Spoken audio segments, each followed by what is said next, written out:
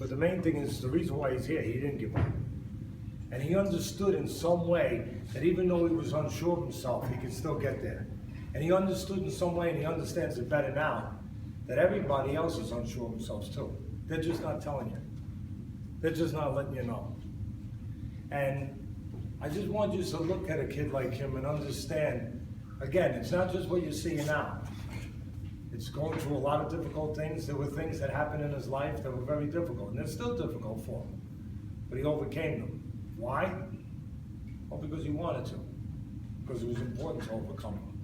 Because the alternative to overcoming them was to give up and to fail. And he didn't allow that to happen. So he's not just here now. You see him as a pretty slick boxer. You're slick, aren't you? Pretty slick boxer, fast hands, and really, really good technically. But he's so much more than that. He's a person that's scared like everybody else. He's a person that is unsure of himself sometimes like everyone else. He's a person that gets angry at things like everyone else sometimes. But he's learned to control all those things and put those things where they needed to be put so he could be what he is right here. So I just want everyone to understand that. That's, you know, this doesn't just happen. This happens from a lot of practice and never giving up and sticking to it no matter how difficult it is. And I want to finish by saying that you don't have to win titles like he has and go to the Olympic trials or have an opportunity to go to the Olympic trials like he has to get my respect and to have me stand up here and talk. I have respect for all of you that are here, that are making choices and decisions to come here instead of maybe doing something else.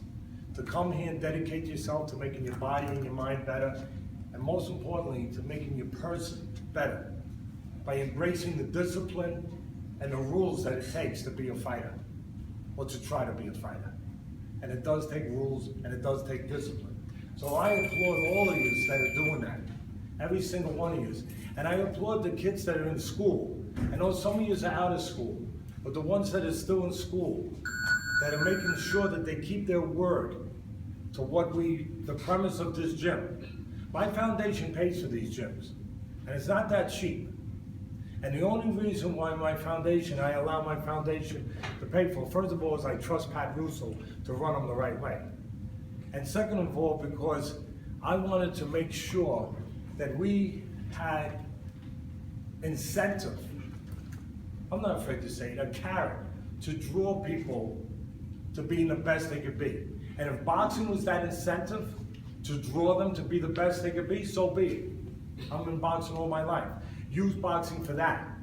But the most important reason why I allow my foundation to subsidize these gyms, and will continue doing it, is to keep kids in school. Just like he didn't give up, and that's why he's here, I don't want kids in our gyms giving up and dropping out of high school. I want them staying in school. And that's why that we have someone like Sarah that tutors, and we make it possible for her to be here to tutor the kids, because we want to make sure that the kids stay in school. And sometimes all you need, my mentor was Customado, pretty smart boxing guy. And he made a statement one time. It was a pretty heavy statement. He said, there are no such thing as dumb people. The only thing there is people that are not interested. I want you guys to be interested. Because if you're interested, I know I got nothing but smart people here. And nothing but special people here. And if I got to use boxing to keep you interested, I'll keep using boxing to keep you interested. But stay interested. Stay in school.